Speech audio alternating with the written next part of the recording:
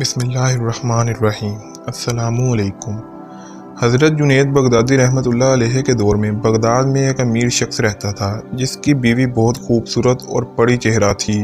اس عورت کو اپنے حسن و جوانی پر بہت ناز تھا۔ ایک دفعہ وہ بناؤ سنگار کرتے ہوئے آئینے میں اپنے آپ کو دیکھ کر بہت فخر سے کہنے لگی کہ دنیا میں کوئی ایسا آدمی نہیں ہوگا جو مجھے دیکھ لے اور میری خواہش نہ کرے۔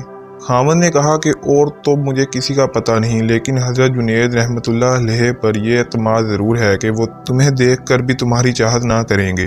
بیوی نے کہا کہ اگر ایسی بات ہے تو میں آزما لیتی ہوں یہ گھوڑا اور یہ گھوڑی کا میدان، دیکھ لیتی ہوں کہ حضرت جنید کتنے پانی میں ہیں۔ خاوند نے اسے اجازت دے دی۔ وہ عورت حضرت جنید بغدادی رحمۃ اللہ علیہ کے پاس ایک مسئلہ پوچھنے کے بہانے حاضر ہوئی۔ خوب بن سور کر آئی تھی اور مسئلہ پوچھتے ہوئے اس نے اچانک اپنا نقاب کھول دیا۔ حضرت جنید بغدادی رحمۃ اللہ علیہ کی اس کے چہرے پر اچانک نظر پڑی تو انہوں نے فوراً نظر جھکا لی اور زور سے اللہ کے نام کی ضرب لگائی۔ یہ ضرب اس عورت کے دل میں پست ہو گئی۔